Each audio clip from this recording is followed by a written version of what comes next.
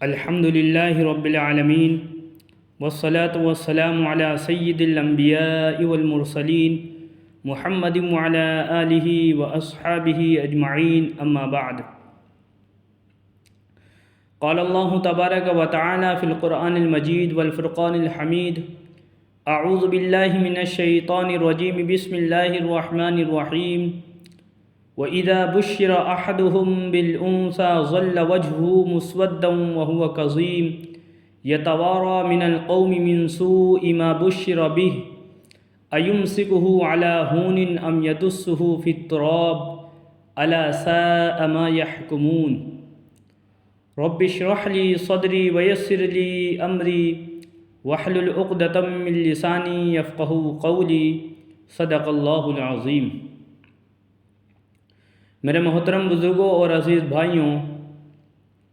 قرآن مقدس کی آیت کریمہ تلاوت کی ہے، اسی کے متعلق چند باتیں عرض کرنے کا ارادہ ہے۔ دعا کرے کہ اللہ رب العزت ہمیں حق بات کہنے کی اور ہم سب کو سمجھ کر اس پر عمل کرنے کی توفیق عطا فرمائے۔ میرے محترم بزرگوں دوستو، قرآن پاک کی اس آیت کریمہ کے اندر اللہ رب العزت نے ایک اہم کوتاہی اور کمی کا تذکرہ کیا ہے، اور ذکر کرنے کا مقصد یہ ہے کہ اگر ہمارے اندر بھی یہ کمی اور کوتاہی پائی جاتی ہے تو ہمیں اس کے دور کرنے کی فکر اور کوشش کرنی چاہیے۔ میرے محترم بزرگوں دوستو، اللہ رب العزت نے اس دنیا کے اندر انسانوں کی دو صنفیں پیدا فرمائی ہیں، مرد بنائے اور عورتیں بنائیں، اور مرد و عورت کو اللہ رب العزت نے حکمت و مصلحت کے تحت پیدا فرمایا۔ پھر اللہ رب العزت نے جس کو چاہا تو مرد بنا دیا اور جس کو چاہا تو عورت بنا دیا۔ زمانے جاہلیت کے اندر عورتوں کو کوئی مقام اور کوئی مرتبہ نہیں تھا، بچیوں کا بھی کوئی بھاؤ نہیں دیا کرتا تھا، یہاں تک کہ زمانے جاہلیت میں کچھ لوگوں کو یہ تک ماننا تھا کہ عورت کوئی انسان نہیں ہے، بلکہ ان کا ماننا یہ تھا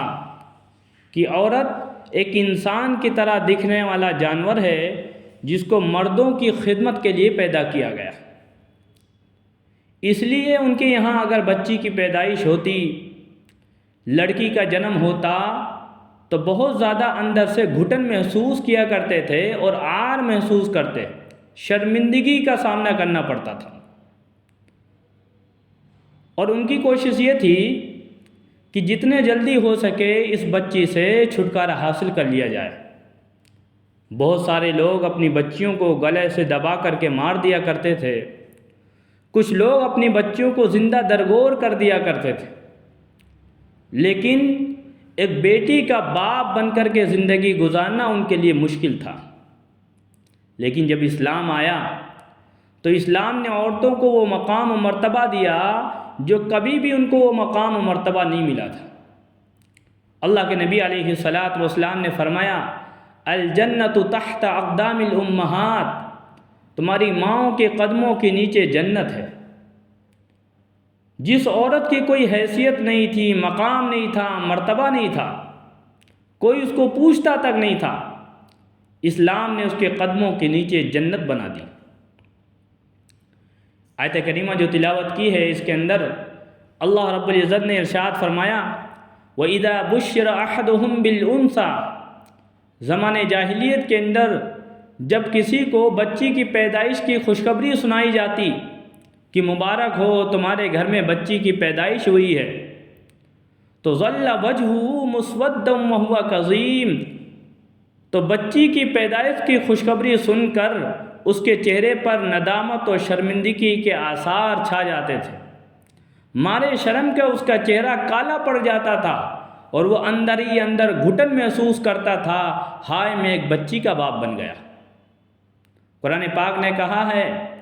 یا تو وہ اس بچی کی زندگی کے ساتھ اسی ذلت کے ساتھ زندگی گزارتا، ام یدسہ فی التراب، یا تو اس کو زندہ زمین کے اندر دفن کر دیا کرتا تھا۔ الا ساء ما یحکمون، خوب سن لو، انہوں نے بہت برا فیصلہ کر رکھا۔ زمانے جاہلیت کی طرح ہمارے سماج میں بھی، ہمارے معاشرے میں بھی بچیوں کی پیدائش کو لے کر کے بہت زیادہ خوشی کا اظہار نہیں کیا جاتا ہے۔ آج بھی زمانے جاہلیت والے خیالات ہیں کہ جب بچی پیدا ہوتی ہے، جتنی خوشی بچے کی پیدا ہونے پر ہوتی ہے، لڑکے کی پیدائش پر ہوتی ہے، اتنی خوشی لڑکی کی پیدائش کے اوپر نہیں ہوتی، اتنی مبارکباد نہیں دی جاتی، خوشی کا اظہار نہیں کیا جاتا، خوشی کے کوئی فنکشن نہیں کیے جاتے، اور بڑی عار آج بھی انسان محسوس کرتا ہے کہ میرے ہاں بچی کی پیدائش ہوئی۔ بعض تو ایسے واقعات سننے کو ملتے ہیں، ایسا لگتا ہے اس طرح کے انسان آج بھی ہیں۔ بسا اوقات انسان جو ہے اپنی بیوی سے یہ تک کہہ دیتا ہے کہ اگر آئندہ تیرے پیٹ سے بچی کا جنم ہوا تو تجھے طلاق دے دوں گا۔ بعض لوگ لڑکوں کی پیدائش کی وجہ سے دوسری شادی کرنے کے لیے تیار ہو جاتے ہیں کہ اس سے بچی پیدا نہیں ہو رہی ہے، ہم لڑکے کی پیدائش کے لیے دوسری شادی کریں گے۔ ان کو جاننا چاہیے کہ لڑکی کو جنم دینا، یہ لڑکے کو جنم دینا، یہ عورت کے اختیار میں نہیں ہے، نہ مردوں کے اختیار میں ہے، نہ عورتوں کے اختیار میں ہے۔ یہ اختیار تو اللہ رب العزت کے ہاتھ میں ہے۔ قرآن پاک میں اللہ رب العزت نے ارشاد فرمایا، یَهَبُ لِمَن یَشَاءُ إِنَاثًا، اللہ تعالیٰ جس کے یہاں چاہتا ہے تو بچیاں پیدا کرتا ہے۔ وَيَهَبُ لِمَن يَشَاءُ الذُّكُورَ، اللہ تعالیٰ جس کے یہاں چاہتا ہے تو لڑکے پیدا کرتا ہے۔ او یزوجہم ذکرانا و اناثا، اور اللہ تعالیٰ چاہتا ہے تو جس کے گھر میں بچیاں اور بچے دونوں پیدا کرتا ہے۔ وَيَجْعَلُ مَن يَشَاءُ عَقِيمًا، اور اللہ تعالیٰ جس کو چاہتا ہے بانجھ بنا دیتا ہے، نہ تو لڑکا دیتا ہے نہ لڑکی دیتا ہے۔ تو یہ اختیار لڑکے کا پیدا کرنا، لڑکی کا پیدا کرنا، لڑکے کو جنم دینا، لڑکی کو جنم دینا، یہ عورت کے بس میں نہیں ہے، نہ مردوں کے بس میں، بلکہ عورت کے بچی کی پیدائش کے اوپر نبی پاک صلی اللہ علیہ وسلم نے اتنی بشارتیں سنائی ہیں، فضیلتیں بیان کی ہیں، اتنی فضیلتیں تو بچوں کی پیدائش کے اوپر بھی نہیں۔ حدیث پاک میں آتا ہے، اللہ کے نبی علیہ الصلاۃ نے ارشاد فرمایا، جس کے اوپر 3 بیٹیوں کی ذمہ داری رکھی گئی، اس کے یہاں 3 بچیاں ہوئیں، اس کی کفالت کی ذمہ داری اس کے اوپر ڈالی گئی، یا 3 بہنوں کی ذمہ داری اس کے اوپر ڈالی گئی، اور اس نے ان بچیوں کی یا بہنوں کی اچھی تربیت کی، اچھا سلیقہ سکھلایا اور ان کے ساتھ حسن سلوک کیا، تو بچی اور بہنوں کے ساتھ حسن سلوک کی وجہ سے وہ جنت میں جائے گا۔ کسی صحابی نے پوچھا، اللہ کے رسول، اگر کسی کی 3 بہنیں یا 3 بیٹیاں نہ ہوں، 2 ہی بیٹیاں ہوں یا 2 بہنیں ہوں، فرمایا تب بھی جنت میں جائے گا۔ کسی صحابی نے پوچھا، اللہ کے رسول، اگر 1 بیٹی ہو، 1 ہی بہن ہو، تو فرمایا اس کے ساتھ بھی حسن سلوک، اس کے ساتھ اچھائی کا برتاؤ بھی انسان کو جنت میں لے کر کے جائے گا۔ یہ بشارت لڑکوں کی پیدائش کے تعلق سے نہیں بیان فرمائی، بلکہ بچوں کے ساتھ حسن سلوک کے اوپر بیان فرمائی، اور فرمایا جس کے اوپر بچیوں کی ذمہ داری ڈالی گئی، اس نے تحمل کے ساتھ، صبر کے ساتھ ان کے ساتھ اچھائی کا برتاؤ کیا، تو یہ بچیاں اور بہنیں اس کے لیے کل آخرت میں جہنم سے پردہ ہوں گی، بچاؤ کا سامان ہوں گی۔ امی عائشہ رضی اللہ عنہ سے روایت ہے، امی عائشہ رضی اللہ عنہ کہتی ہیں کہ ہمارے پاس ایک عورت آئی کچھ مانگنے کے لیے، اس کی گود میں 2 بچیاں تھیں، میرے پاس اس وقت دینے کے لیے کچھ بھی نہیں تھا، ایک کھجور تھا، میں نے وہ کھجور اٹھا کر کے اس کو دے دیا۔ اس عورت نے اس کھجور کے 2 ٹکڑے کیے، ایک ٹکڑا اپنی بچی کو دے دیا اور ایک ٹکڑا دوسری بچی کو دے دیا، خود کچھ بھی نہیں کھایا، جبکہ اس کو بھی کھانے کی ضرورت تھی، لیکن اس نے دونوں بچیوں کو کھلایا۔ جب وہ چلی گئی اور اللہ کے نبی علیہ الصلاۃ تشریف لائے تو میں نے اس عورت کا پورا قصہ بیان کیا کہ اللہ کے رسول، عورت آئی تھی، ایک کھجور میں نے دیا تھا، اس نے ایک کھجور کے 2 ٹکڑے کیے، اپنی دونوں بچیوں کو آدھا آدھا کھلایا، خود نہیں کھایا۔ اللہ کے نبی علیہ الصلاۃ نے فرمایا، جس کے اوپر بیٹیوں کی ذمہ داری رکھی گئی، اس نے اس کے ساتھ حسن سلوک کیا، تو یہ بچیاں اس کے لیے جہنم میں جانے سے رکاوٹ بن جائیں گی، پردہ بن جائیں گی۔ یہ عورتوں کی بچیوں کی پیدائش کے تعلق سے اللہ کے نبی علیہ الصلوۃ والسلام نے فضیلت بیان کی۔ کتابوں میں لکھا ہے جس کے یہاں بچی کی پیدائش ہوتی ہے، بچی کا جنم ہوتا ہے، فرشتوں کی ایک جماعت اس کے گھر پر آتی ہے اور بچی کے پاس میں بیٹھ جاتی ہے، اپنی نورانی پروں میں اس بچیوں کو ڈھانک لیتے ہیں اور اپنے نورانی ہاتھ اس بچی کے سر کے اوپر رکھتے ہیں، اور وہ فرشتے گھر والوں سے کہتے ہیں تمہارے اوپر سلامتی ہو، خوشخبری ہو تمہارے لیے، تم سب کے سب لوگ سلامت رہو، تمہارے یہاں اللہ رب العزت نے رحمت بھیجی ہے۔ اور پھر وہ فرشتے کہتے ہیں قیامت تک کے لیے اس کی کفالت کی جائے گی جس بچی کے ساتھ حسن سلوک کرے گا۔ کمزور جان ہے، کمزور جان سے پیدا ہوئی ہے، جو اس کی کفالت کرے گا، اس کے ساتھ حسن سلوک کرے گا، اللہ تعالیٰ قیامت تک کے لیے اس کی کفالت فرمائیں گے۔ اس لیے زمانے جاہلیت کی طرح جس طریقے سے زمانے جاہلیت میں بچیوں کی پیدائش کو عار سمجھا جاتا تھا، خوشی کا اظہار نہیں کیا جاتا تھا، ہمارے اندر یہ کمی اور کوتاہی نہیں ہونی چاہیے، بلکہ یہ سوچنا چاہیے اس میں بندے کا کوئی اختیار نہیں ہے۔ اللہ جس کو چاہتا ہے لڑکی دیتا ہے، جس کو چاہتا ہے لڑکا دیتا ہے، جس کو چاہتا ہے دونوں عطا کرتا ہے۔ حدیث پاک میں آتا ہے اللہ کے نبی علیہ الصلوۃ والسلام نے ارشاد فرمایا جس کے یہاں بچی کی پیدائش ہوئی اس نے اپنی بچی کو زندہ درگور نہیں کیا، زندہ دفن نہیں کیا، اور نہ لڑکوں کو اس کے اوپر ترجیح دی۔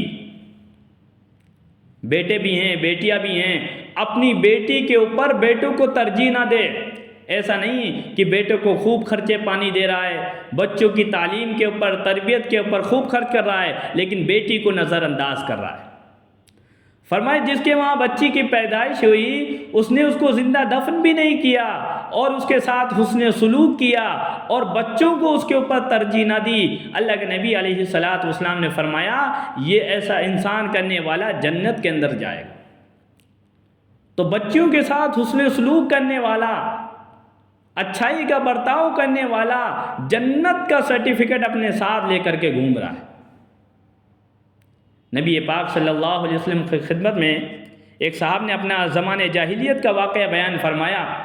اور جب یہ واقعہ سنایا تو اللہ کے نبی علیہ الصلوۃ والسلام اتنا روئے، صحابہ کہتے ہیں نبی پاک صلی اللہ علیہ وسلم کے چہرے مبارک کے اوپر آنسو ٹپک رہے تھے۔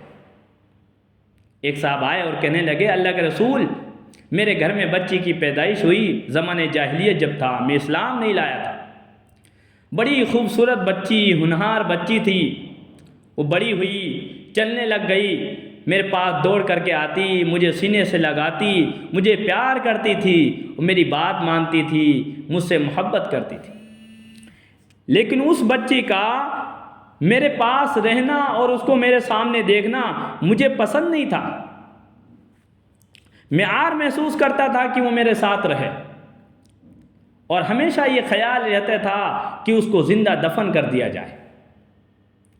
اسی ارادے کے ساتھ کہتا ہے میں نے ایک مرتبہ جنگل میں کنواں کھودا اور گھر آیا اور گھر والی سے کہنے لگا کہ بچی کو تھوڑا باہر گھما کر کے لے کر کے آتا ہوں۔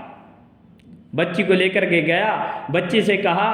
کہ تم نیچے اتر جاؤ اور میں نے اس کنویں کو پانی کے لیے کھودا ہے، میں ڈول لٹکاتا ہوں، تم پانی بھر بھر کر کے دینا، میں اوپر کھینچ لوں گا۔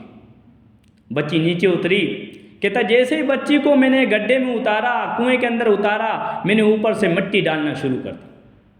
جب مٹی ڈالنے لگا تو میری بچی کہتی کیا کر رہے ہو ابو جان؟ مجھے بالکل بھی رحم نہیں آیا، مٹی ڈالتا گیا یہاں تک کہ میری بیٹی گھٹنوں تک مٹی کے اندر دب گئی۔ اب وہ چلاتی ہے میں مر جاؤں گی، مجھے بچاؤ، لیکن مجھے ذرہ برابر بھی ترس نہیں آیا، یہاں تک کہ مٹی ڈالتے ڈالتے میں نے اس کو زندہ زمین کے اندر دفن کر دیا۔ اللہ کے نبی علیہ الصلوۃ والسلام نے یہ سنا تو زاروں قطار رونے لگے، اور آپ نے فرمایا، صحابہ نے کہا کہ فلاں تم نے اللہ کے نبی علیہ الصلوۃ والسلام کو غمگین کر دیا ہے۔ اللہ کے نبی علیہ الصلوۃ والسلام نے فرمایا رہنے دو، کچھ مت کہو۔ ان سے کہا واقعہ سناؤ، 2 مرتبہ ان سے واقعہ سنا، اور آپ زاروں قطار رو رہے تھے کہ آپ کے آنسو آپ کے چہرے کے اوپر ٹپک رہے تھے۔ آپ نے فرمایا کوئی بات نہیں، زمانے جاہلیت کے تمام کام اللہ تعالیٰ نے اسلام لانے کی وجہ سے معاف کر دیے، اب تم نئے سرے سے زندگی گزارو۔ نبی پاک صلی اللہ علیہ وسلم نے اس طرح کا برتاؤ بچیوں کے ساتھ کرنے کا حکم نہیں دیا ہے، بلکہ بچوں کے ساتھ، بہنوں کے ساتھ اچھائی کا سلوک کرنے کا حکم دیا ہے، اور اچھائی کے سلوک کے اوپر جنت کی بشارت سنائی ہے۔ اور خود نبی پاک صلی اللہ علیہ وسلم نے بچیوں کے ساتھ کس طرح کا برتاؤ کیا ہے، سیرت کی میں آپ کی زندگی کا آپ جب مطالعہ کریں گے تو آپ کو اندازہ لگے گا۔ نبی پاک صلی اللہ علیہ وسلم کی 4 بیٹیاں تھیں، حضرت زینب رضی اللہ عنہ، حضرت رقیہ رضی اللہ عنہ، حضرت ام کلثوم رضی اللہ عنہ، اور حضرت فاطمہ رضی اللہ تعالیٰ عنہ۔ 4 بیٹیوں میں سے 3 بیٹیاں زندگی میں وفات پا گئیں، حضرت فاطمہ رضی اللہ عنہ صرف حیات رہیں، وہ بھی نبی پاک صلی اللہ علیہ وسلم کے دنیا سے جانے کے بعد میں 6 مہینے کے بعد ان کا بھی انتقال ہو گیا۔ لیکن نبی پاک صلی اللہ علیہ وسلم کا ان کے ساتھ کس طرح کا برتاؤ تھا، کتابوں میں لکھا ہے نبی پاک صلی اللہ علیہ وسلم جب مدینے سے باہر کہیں تشریف لے جاتے، سب سے آخری ملاقات جس سے فرماتے تھے وہ حضرت فاطمہ رضی اللہ عنہا ہی ہوا کرتی تھی۔ آپ سب سے اخیر میں اپنی بیٹی سے ملاقات کر کے باہر تشریف لے جاتے، اور جب کہیں باہر سے مدینہ تشریف لاتے تو سب سے پہلی ملاقات اپنی بیٹی حضرت فاطمہ سے کیا کرتے تھے۔ آپ ان کے گھر جاتے تو ان سے محبت کرتے۔ جب حضرت فاطمہ اللہ کے نبی علیہ الصلاۃ والسلام کے گھر آتی، روایت کے اندر آتا ہے اللہ کے نبی علیہ الصلاۃ والسلام اپنی جگہ سے اٹھ جاتے، محبت کے ساتھ ان سے بولتے، ان کے ہاتھ کو پکڑتے اور ان کے ہاتھ کو بوسہ دیتے، اور اپنی جگہ پر حضرت فاطمہ رضی اللہ عنہا کو بٹھایا کرتے۔ ایک مرتبہ نبی پاک صلی اللہ علیہ وسلم کہیں گئے ہوئے تھے، دعوت کے اوپر کسی صحابی نے دعوت دی، اللہ کے نبی علیہ الصلاۃ والسلام نے کھانا کھانے کے بعد ایک روٹی لپیٹ کر کے اپنی مٹھی میں دبا لی اور فرمانے لگے میری بیٹی بھی بھوکی ہے، یہ روٹی میں اپنی بیٹی کے لیے لے کر کے جا رہا ہوں۔ نبی پاک صلی اللہ علیہ وسلم کا جو تعلق اپنی بیٹیوں کے ساتھ تھا، انتہائی محبت اور شفقت بھرا آپ کا رویہ تھا۔ آپ بڑی پیار اور محبت کے ساتھ زندگی بسر کیا کرتے تھے، اور امت کو بھی یہ تعلیم دی ہے کہ لڑکا یہ لڑکی یہ اللہ رب العزت کی دین ہے۔ اللہ کا حکم یہی ہے، اللہ کے رسول کا حکم یہی ہے کہ تم بیٹیوں کے ساتھ دوہرا ویوہار نہیں کرو گے۔ لڑکے کو کسی اور درجے میں رکھنا اور لڑکی کو کسی اور درجے میں رکھنا یہ شریعت کی منشا کے خلاف ہے۔